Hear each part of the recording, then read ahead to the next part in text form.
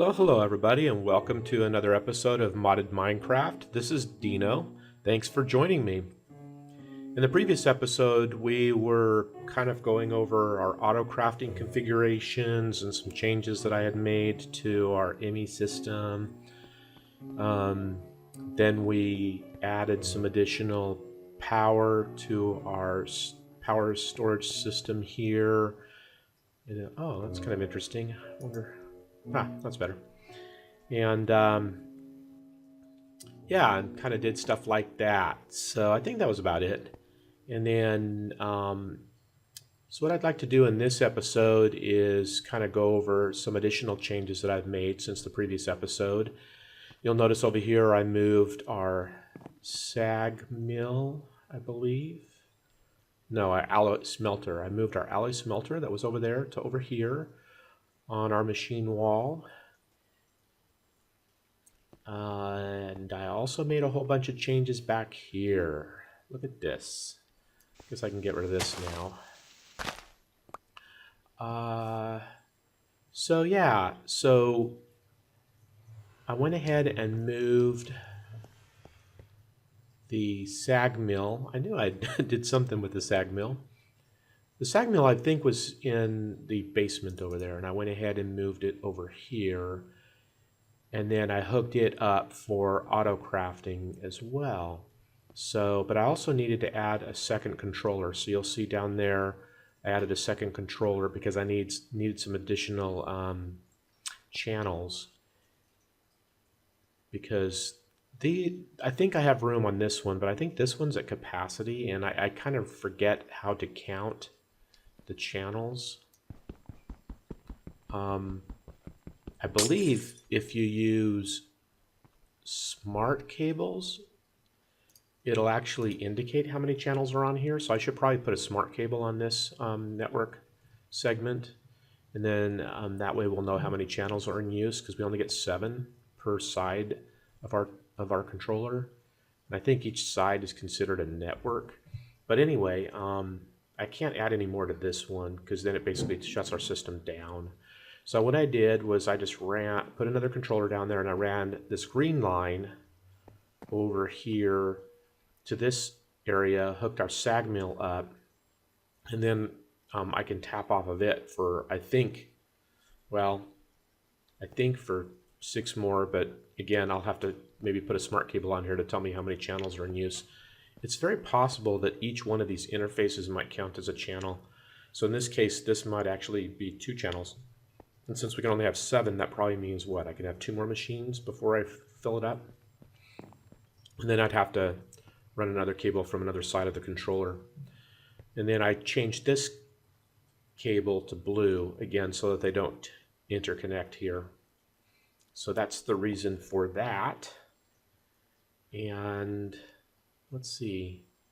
So yeah, so what I did with the sag mill was I put an interface back here so that we could put our crafting patterns in here. And then on the top I have an import bus to pull the items out after they're crafted. And the more I think about it, I may not need that. This one interface might input or might output. I don't know. I'll have to test that. So I know that it's required over here, but it could just be because of this special inscriber, which has 3 slots. So that might be the reason for the import and export buses. Since this one only has 1 input, it's very possible that I might only need the interface. So I might take that off and see if it still works. I do know that it works with this configuration, so that's kind of cool. So for recipes like sand and silicone, basically you can put 1 piece of cobblestone in here and you'll get sand. So when we need sand, if we run out, we can just craft it, and basically it'll just send cobblestone here and then pull the sand out, which is awesome.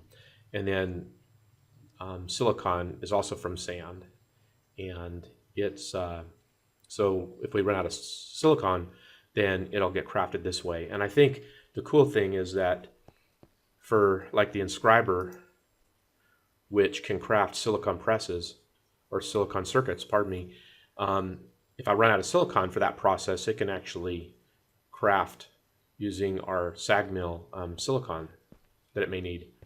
And then I also had to put one of these crafting cards in here because I think this is the way it worked, but I think because the crafting sand into silicon only has a 50% chance of creating silicon. So for those instances where silicon's not created, it was seeming to bog the system down. In fact, in other words, if you come over here and look at your CPU, it'll have a request for silicon still in there, even though it tried and basically failed. So I would have to come in here and cancel it out manually before it would be freed up to craft anything else.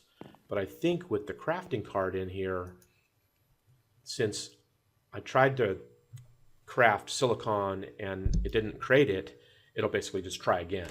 Because in other words, the crafting card says, hey, I want at least one of these items, and I guess it'll just keep crafting until it gets one, which in most cases would be one attempt. But in the case of sand to silicon, it could be more than one attempt because of the 50% probability. So that was pretty cool, and it seemed to work, so awesome. Let's see what else I wanted to go over. Oh yeah, this guy. So I moved the ender chest from our basement down there to here. And if you remember, the ender chest there was being used as the receptor for our quarry. So basically everything being pulled out of the quarry was being put into an ender chest. And then this ender chest, since it's an ender chest, right, contains those items. And then I pulled it out and I put it in our storage system down there, which was our sorting system. Well, we've pretty much disabled that guy in favor of our ME system. So I wanted to move the ender chest over here so that all the items can be fed into our ME system, and that's what this guy is. So our quarry starts up, items come into the ender chest, they automatically get pulled out, they go into this ME interface, which is connected to our ME drive, which is part of our ME storage system. So basically they just all go into our ME storage system. So, and this kind of took me a while to figure out because it didn't seem to be working reliably. And the reason for that is I was using the equivalent ME interface. If you look at the ME interface, you can have a full block ME interface and a quarter block ME interface, or whatever they call this one. It's still a terminal, interface terminal, but it's this guy, but in the, this guy. It's this guy, the full block one, in the smaller style, which we've seen before, right? I mean, we have one over there. But apparently, I needed the full block for the for these item conduits to work. It was only pulling out a random item. It wasn't pulling everything out. It was really, really weird. So, but once I replaced it with this full block and then just put a fluix cable into our ME system, then it seemed to work really reliably. So I think this is going to work great. The only thing I need to finish now is the basic item filter we need, and then we need this guy, our trash can, because that's what we had set up over there, and I think we're going to need it here again as well. And I'll explain why in just a minute, just to refresh our memory. Okay, so that's connected. But I need to change this into an insert, right? Okay, good. And then I need to put our item filter in there.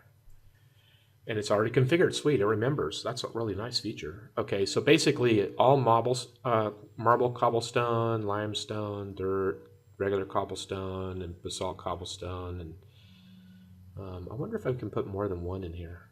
I wouldn't mind having more filtering capability. Or oh, we could use fuzzy logic and turn the metadata off, because I think, well, maybe not. 757, 756. Oh, I was hoping that maybe if I just said all cobblestone and turned ignore metadata off, but I don't know that that would work, because these are actually different block IDs. Yeah, I don't know that would work. So basically, with this filter on, these items that get passed through the item conduit will go into the trash can, because we don't need to store that stuff. We're not going to need a whole bunch more. And if I do need more, I can remove it from the filter. But for now, I don't want these in our ME system. It'll just fill it up really, really fast. And even as it is, like I said, there's going to be probably a lot of other garbage that our ME system is going to collect that we're probably not going to want. That's why I was maybe hoping we could filter out even more. But we'll see.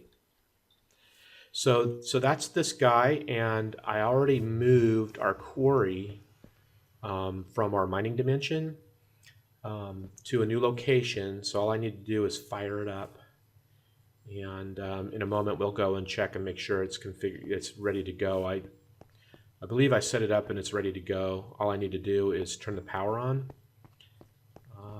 Well, I guess I could just do that and we'll see what happens, right? Go ahead and turn it on. Okay, there goes the power. So let's see if stuff's coming through. Might take a minute to fire up. So yeah, so I wanted to get our quarry going because as I was talking about in the previous episode, we're going to need diamonds and such to finish up crafting an enchant mover in order to put fortune on our Quarry Plus. That way we can start taking advantage of Quarry Plus's capabilities and, you know, double or quadruple our ore outputs that allow for that, like coal and redstone and diamonds and stuff like that. So really would like to get that done, but we're going to need like 32 diamonds for that guy. Just and even more so now, and I'll explain why. Here it comes. Awesome. So yeah, I suspect it's probably getting sucked out and thrown into our trash can as fast as it's coming in, because all we saw were iron. And as you probably know, of course, you know, the top portion of the world is just going to be dirt and cobblestone. So, and that's the stuff we're filtering out. So I think it's working fine. So we'll go ahead and let it keep running, and then we can go maybe check in a little while. So what I was really focused on off camera, just by chance, is the enhanced portals mod. And the reason for that is because if you recall in the last episode, I was sort of talking about how unfortunate it is that we have our nether portal over here, because I'd really like to expand this room this direction. Obviously, it's going to take up a lot of space because now that I've got a machine in here set up for auto crafting, it just takes a ton of space because you need a block behind it to put your fluix cabling. And then of course it needs to have access to power, and a lot of blocks like this block, you know, because it's only got one input, you know, it only requires 2 interfaces. But the next one, you know, it might be like this guy, it might have, you know, 3 inputs. So then you're going to need 3 sides instead of just 1. I mean, I guess this is 2 sides, technically the top. But I don't know that we need the top. I think all we really need is the interface. You just need the 1 interface in the back. And I'll test that just to make sure. But in this case, you need 3, you know, 2 interfaces and power. This one you need 2 or possibly 1 in power. So it's going to require some space. So really want to move that direction and have room over there. But before I can do that, I need to get rid of our nether portal. I think it's gonna be in the way. So as I was thinking about that, I remembered that I had the enhanced portals mod in here, and while I've played with it a little bit in the past, it's been a while. It's now on version 3, and I think I was probably on version 2, maybe even version 1. It was pretty cool. And I remember that, but I had to refresh my memory on the mod. So did a lot of research just to make sure I did it right, and boy, it's pretty neat, but boy, it requires a lot of crafting again. And nothing like the ME system where it's 3 or 4 steps in every case. It's not quite that bad, but it is a fair amount. So let me call up a lot of the items, and to do it right, you do need a lot of items. So enhanced portals consists of frames, and then it needs a controller, redstone interface, network interface, dialing devices, programmable interfaces, module manipulator, and then you can enhance it even further to transport fluids and items and energy, which is really amazing. I didn't even know it could do that, so that's pretty sweet.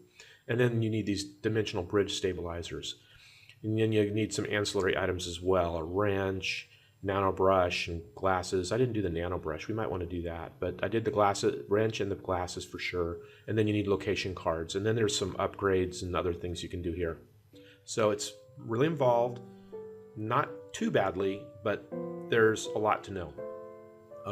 But with our configuration, which I think is a fairly basic configuration, we're not getting overly fancy here, but you're going to need the portal frames, the portal controller, the location cards, the wrench, the redstone controller, the dialing device, the module manipulator. I can't remember if we need that or not. I think we do. Glasses, and then the dimensional bridges. So as you can see in the redstone controller, as you can see, there's a lot we are going to need, and I crafted them all because there's a lot of stuff.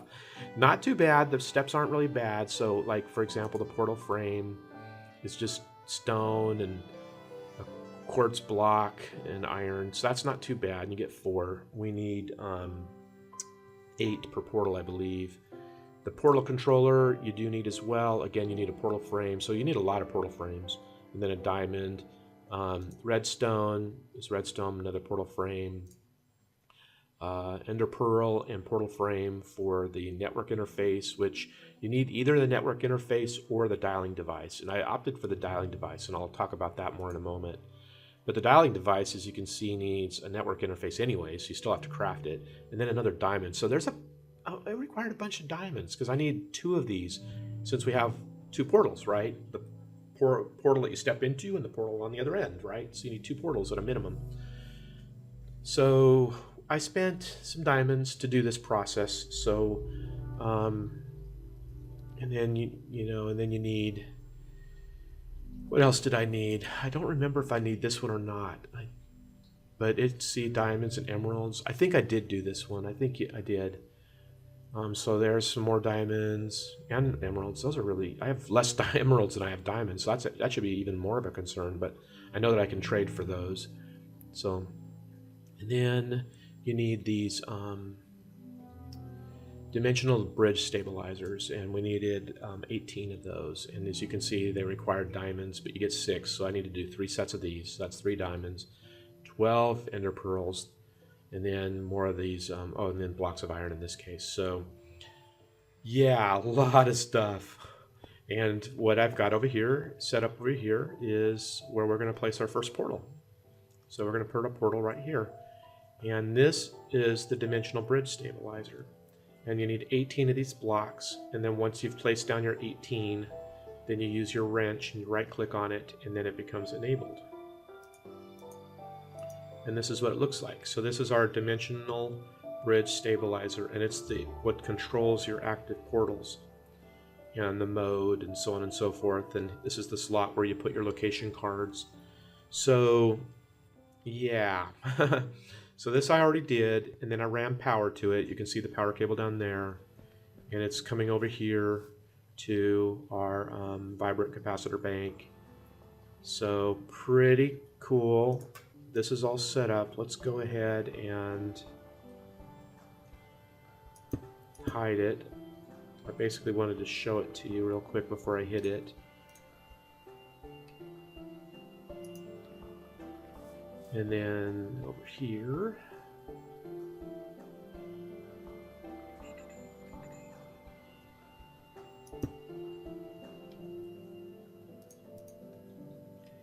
very good. All right, all hidden.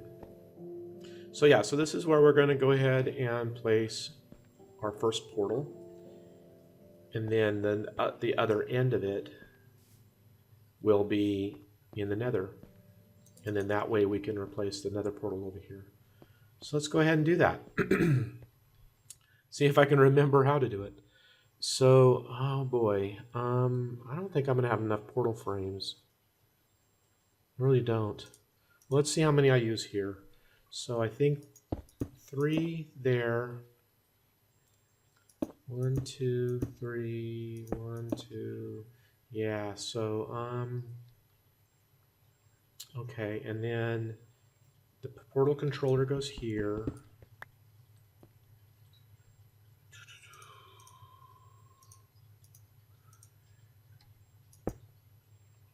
Let's go ahead and put our glasses on. So the reason you need these glasses is so that you can actually see the blocks.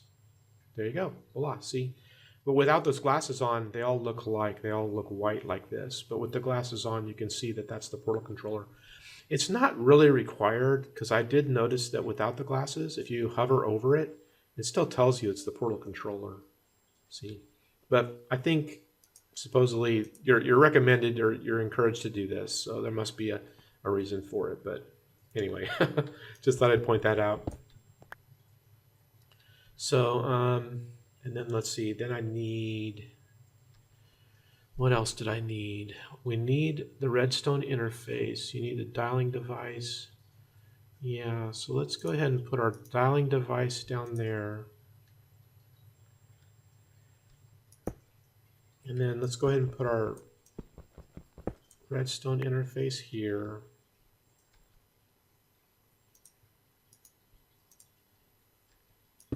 Oop. I had a feeling I was going to do that. Oh, now where to go? Oh, I placed it with the other one. Okay. And then over here, we want the module manipulator. And then we want another portal frame. So I have 2 left, and I'm going to need 1, 2, 3, 4, 5, 6. So I need 4 more. So let's go ahead and craft 4 more of these guys.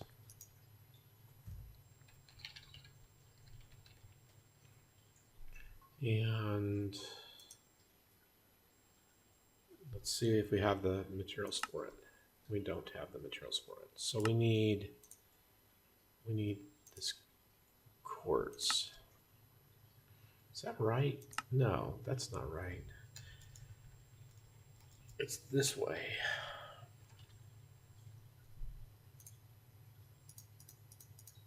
There.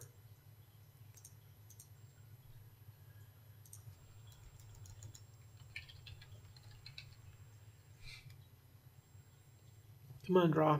Thank you.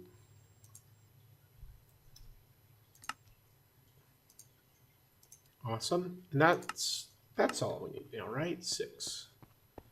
So 1, 2, 3, 4, 5, 6. Yep, there we go. So the way this works is we need, I believe on the controller, is that right?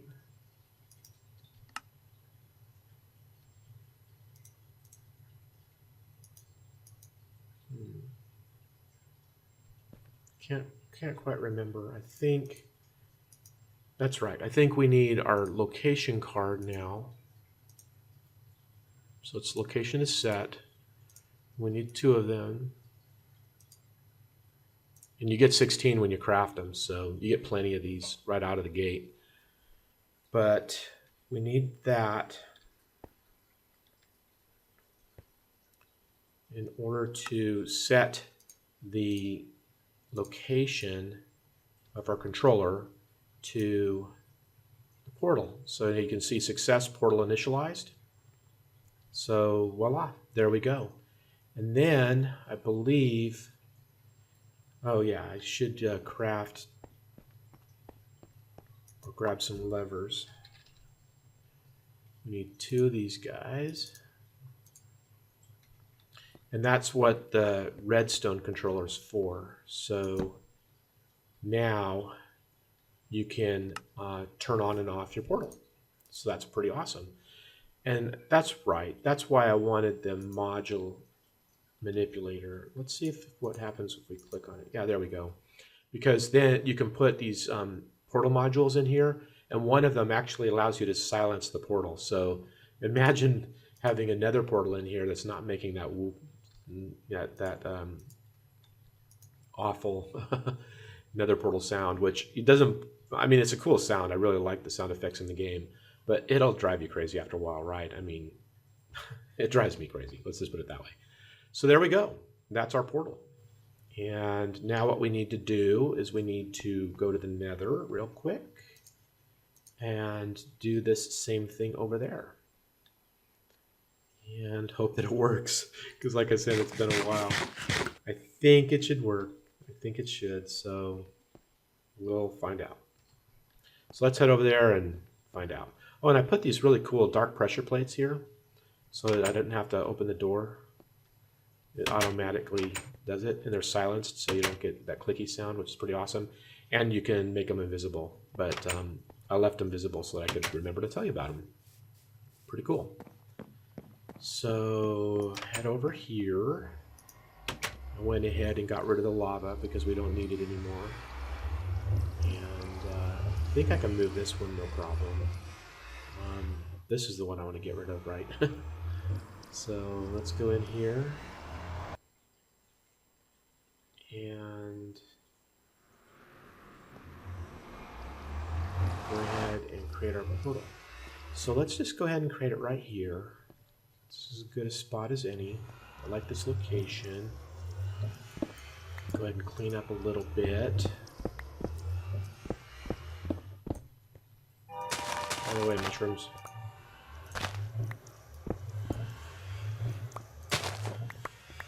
Okay.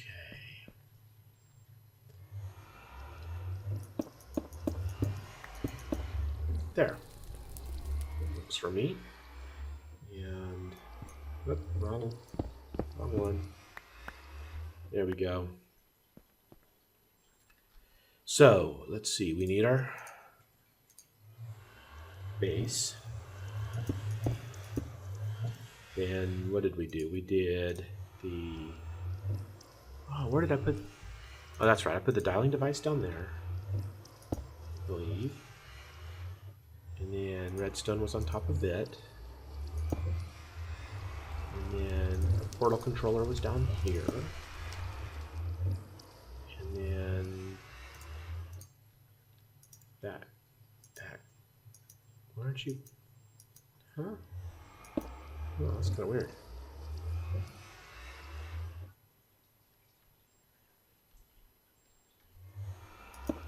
There.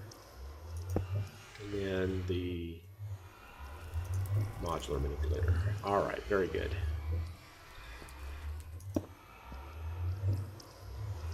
And our lever. And then our location card. And I think we are good to go. That was weird. Is that correct? Oh, okay. So we need our unique identifier. Oh boy.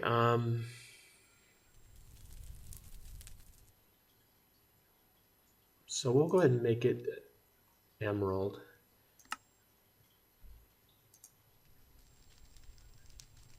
Okay. So once you set up your portal, you kind of got to give it a name. And the way that the mod works is the unique identifier is just a graphic. And you can get as elaborate as you want with the graphics. I wish you could actually name them and have it display the name, but it doesn't do that. It does it by graphics. So this is an emerald. And we can't connect yet because I forgot to name our home base one. I'm going to go through the Nether portal. The last time I did this, the game crashed on me. So let's see if I can get lucky and have it not crash this time.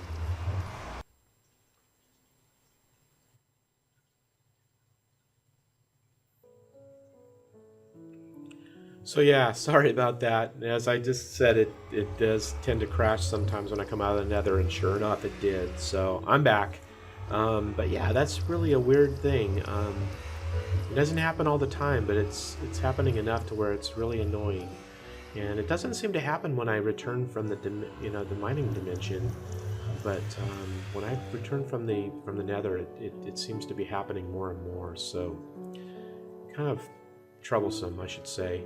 And to be honest, I'm kind of hoping maybe that the enhanced portals will fix that for me, right? Since we won't actually be traveling through the Nether portal itself,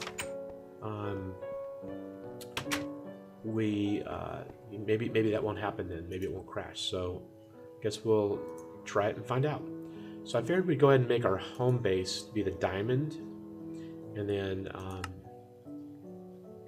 and then have the nether be the emeralds. So let's turn it on. Is it gonna work? It does not seem to be working. Okay, so the dialing device. This is sort of new. Manual entry. Dialing device. Unique identifier. Save. I'm really not sure. Unnamed portal. Oh, okay. Well, that's kind of cool.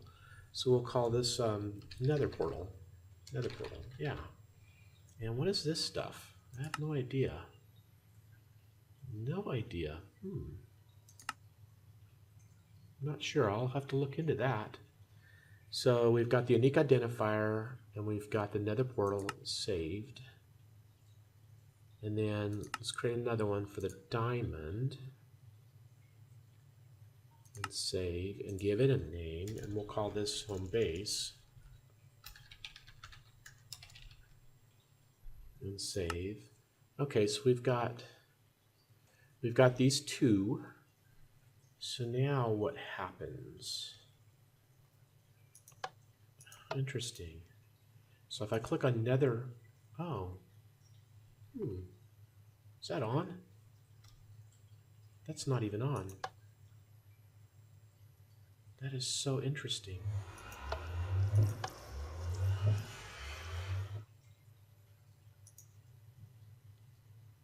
Terminate?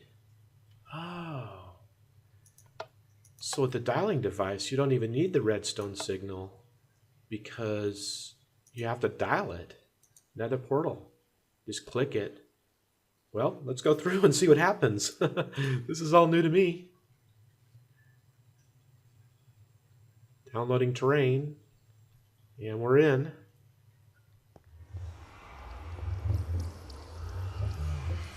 Interesting. And then go through. And we should come back out our base. Okay, sorry about that. I'm back again. It did crash even when trying to travel to the overworld using the enhanced portals. So it's definitely some bug either with, well, I was going to say the nether portal, but I don't think that's true. If it's crashing with the enhanced portal as well, then it's something to do with my copy of the game reloading the overworld. So I'll have to go through the crash report and see if I can't figure out what's causing this all of a sudden. Very, very irritating. And even worse, really, in a way with the enhanced portal, because when stepping into the enhanced portal and then the overworld would start to load, it crashed. But unlike the nether portal, after crashing and then reloading the game, you appear in the overworld at the nether portal, so you can step out and then just continue on with your game. But with the enhanced portal, after reloading the game, I was still in the nether at the enhanced portal, so it never brought me to the overworld. So the only way to get back to the overworld is to use the nether portal. And thank goodness we have the nether portal there, right? Otherwise we wouldn't be able to even do that. So that was unfortunate. And this last time, instead of actually bringing me into our nether portal room up there, I don't know where it put me. It was in space somewhere. No idea. But I was able to use our waypoints from the mini map to get back here to the home base. So that's why I'm standing here now. So that could be a bit of a problematic bug. So I'm hoping, ideally I'm going to need to figure out what's causing it. It's possible that at least in the meantime, if we can get the diamond ender book working, that might bypass this whatever's bugs going on there. But if it actually is with reloading the overworld, then that probably won't work as well, and it'll probably crash still. So I'll have to figure this out, what's going on.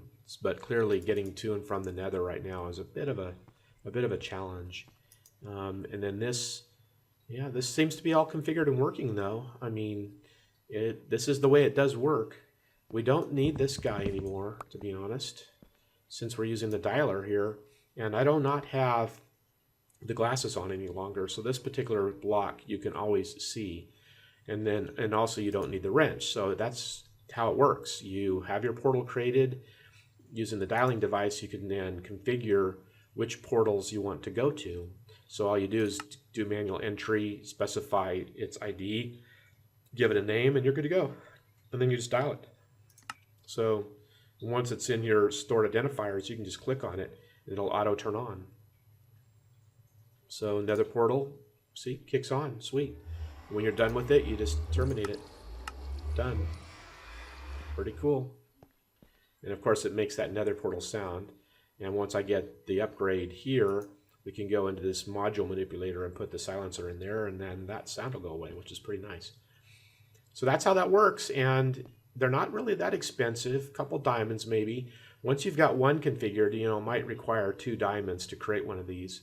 The rest is just quartz and stuff like that, so not very expensive really at all. And we don't really need the redstone interface any longer either, although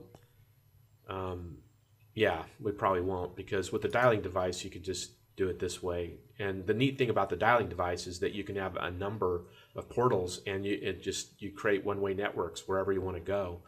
So what I'm trying to say there is maybe we've got a temporary base far off in the distance. For example, like I said in the last episode, we're sort of going to go on the hunt for another village. So if we find another village over there, we could put another portal there and then travel to and from that village quite quickly just by dialing into it, and voila. And since they're both in the overworld, hopefully we won't have that bug. I'm pretty certain it's unique to the Nether, coming out of the Nether and reloading the overworld. But anyway, so that's kind of a quick rundown on enhanced portals and why I wanted to configure it.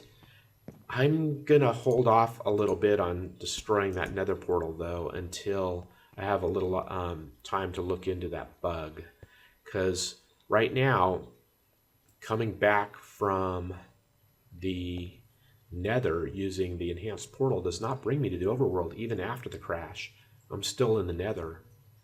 And then when I did go back through the Nether portal at that point, it didn't bring me back to the overworld. It brought me somewhere else.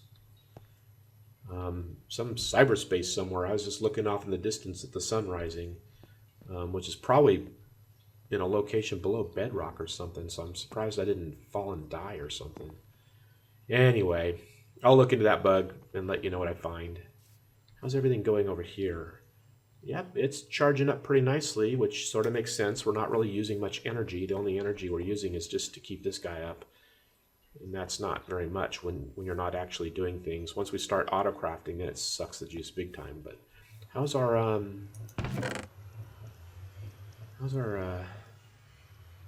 quarry doing? Not so much activity there. Why don't we just take a real quick run and check out the quarry really fast, and keep our fingers crossed that going into and out of the mining dimension does not cause this bug to occur like it does with the Nether portal. Okay, here we are. And the quarry is this way. Let me take a quick look and see if I have a waypoint. Mining dimension quarry. Over. Sweet. Okay. And as you see, we've done a lot of quarrying over here. And the new one is over here, and it's going. We can see the energy over here. We can see the blocks, and you can see it's just all dirt going into the void pipe. So that's right, I have a void pipe here. I almost forgot. And so I'm filtering out cobble and dirt here. So I could take those off the 2 filters at our home base and at least have 2 open slots for 2 additional items that we may want to filter on. So, okay, it's working. It's just very, very slow, which is going to be another reason why moving to the Quarry Plus will be nicer, because we'll be able to put not only fortune on there, but efficiency 3 or 4 on it, and that'll really speed it up nice. So okay, we'll just let it go because it's working as advertised. Nice. Let's see if I can get back. It does not look like I can portal back. I'll have to run. It's a good thing we have our waypoints, right?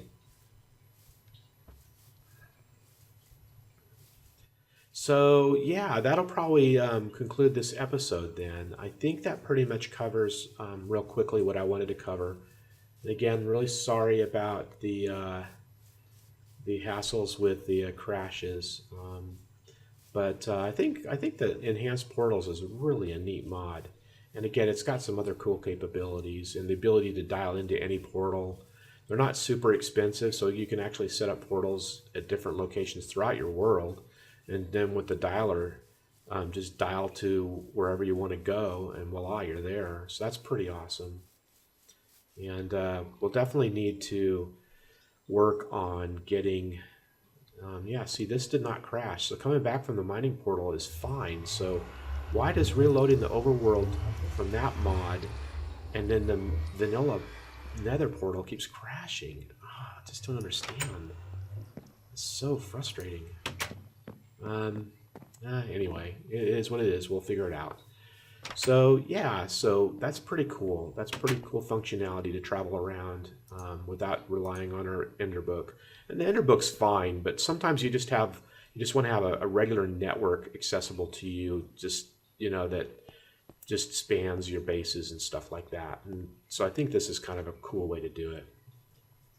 And there's other capabilities that are really cool like that as well, like the Stargate mod. If you've ever played with it, it's somewhat similar, and that's pretty cool also. And the neat thing about the Stargates is that that mod, they'll pre-configure full Stargates throughout certain locations in your world, so they're kind of a treasure to find. And in my single player world that I was playing before I started the series, I found one in one of the desert temples. There was sort of a basement down below the treasure room there that actually had a Stargate, a fully functional Stargate there. It was just missing. I'm trying to think what it was missing. It was missing one item, and I think it might have just been fuel. It might have just needed some fuel to operate, or maybe it was just missing the controller block. And once you place that down, then the Stargate became functional. But that's pretty cool, and really adds some neat aspects to the game beyond your typical vanilla functionality. So pretty cool, sort of like what enhanced portals gives you. So that's all we should cover in this episode. Like I said, it's crashed a couple of times, so I'm going to have to edit a couple of these video segments together to put this together for you guys. And I'm not quite sure how that's going to turn out. So we'll just go ahead and call it an episode here. I hope you enjoyed this episode. It's a little bit different, obviously, but the new functionality is going to be kind of cool to use. It'll allow us to get rid of our nether portal, which will allow us to start expanding this room in a more convenient way. So ideally, that's really what we want to do. So I think we've pretty much got that covered, and hopefully that'll free us up now to go on an adventure in the next episode and hopefully find another village. So thanks everybody for joining me. If you like this episode, please consider giving it a like. I'd really appreciate that. It helps my channel grow. And I look forward to seeing you in the next episode. Take care, everybody. Bye-bye.